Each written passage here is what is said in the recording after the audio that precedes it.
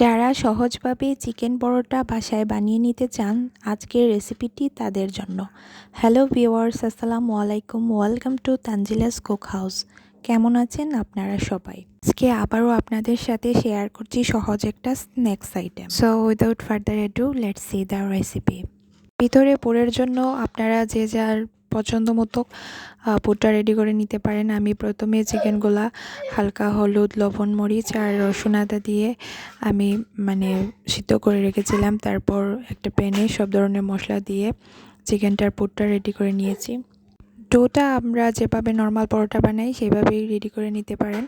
আটা কিংবা ময়দা হাতের কাছে যেটা থাকে সেটা দিয়ে করে নিলেই হবে।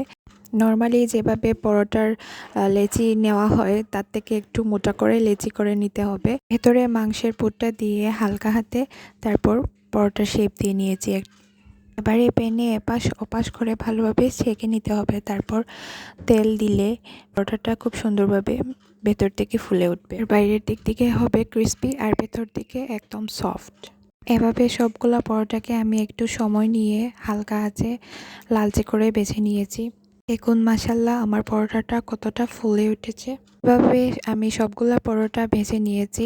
ভেতরে চিকেনের পুর হওয়াতে বাচ্চা ও বড়রা সবাই পছন্দ। ভিডিওটি ভালো লেগে থাকলে লাইক, কমেন্ট, শেয়ার দিয়ে সাপোর্ট করবেন। আরও নতুন নতুন রেসিপি পেতে পেজটি লাইক, ফলো দিয়ে সাথেই থাকবেন।